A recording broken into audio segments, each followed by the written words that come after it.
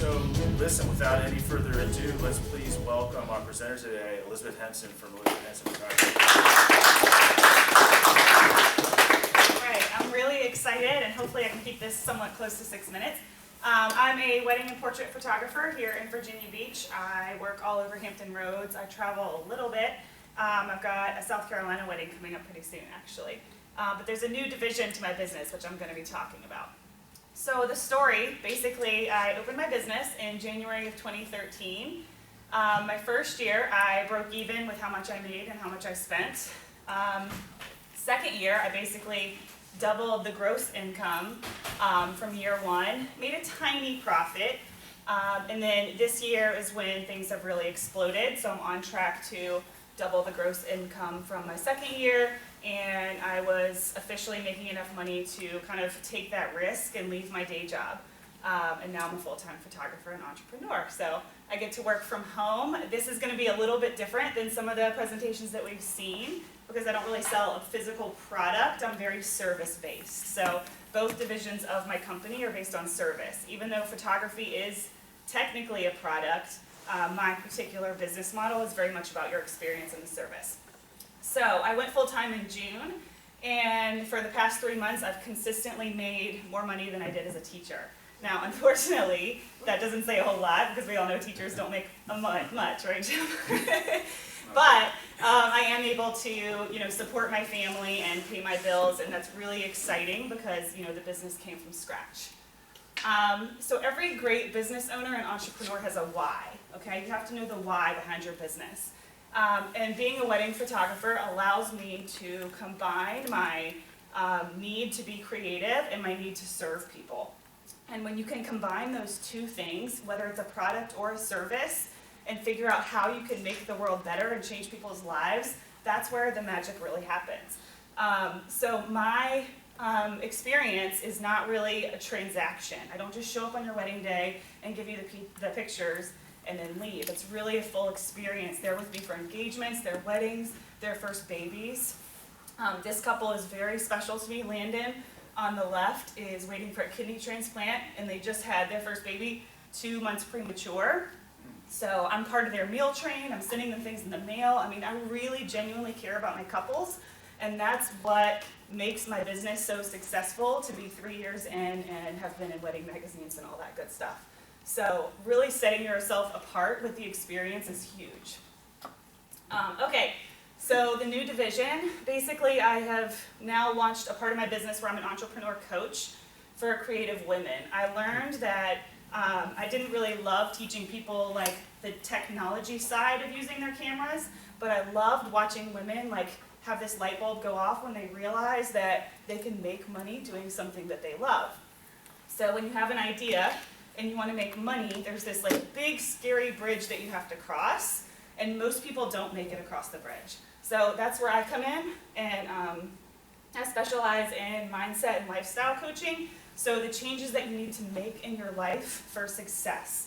So not necessarily taxes and spreadsheets. I leave that to my CPA. I know what I'm good at, and that's not one of them. But the support that they need, the networking, the confidence building, and so forth. So that's where I come in for that. My mission is really just to help people.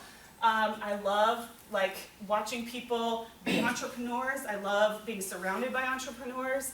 I have this crazy vision of what the world would be like if everybody loved their job. And I feel like the money comes naturally when you practice these things in your business. My personal philosophy is gratitude and doing for others, and then building community. So I already have a very small community of women that I've helped, but I have my community of my brides and my clients and other photographers. I would not be where I am today in business if it wasn't for my community, and this is another great community. My target market is creative women, ages 25 to 45, but it can be any age really, but that just tends to be where they fall. They're either unhappy in a day job or bored staying at home. So sometimes they may not be wanting to do this to get rich, but maybe they just want to make enough money to take their family to Disney World.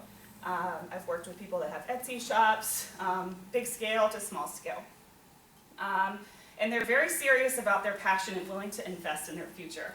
So to me, the investment is a huge part, and I'll see a red flag if somebody is not willing to go to a workshop that may only be $25. Because investing in your business is investing in yourself. I've spent easily close to $40,000 in the last 3 years in my business, and I've done all of that with my business money, and I'm completely debt-free in my business. So again, I'm only as successful as I am because I took those risks and I invested in the education, I invested in myself, I invested in my future. So that's one of the main stoppers that will slow people down, is that fear of spending money. So that's like the first part of the bridge.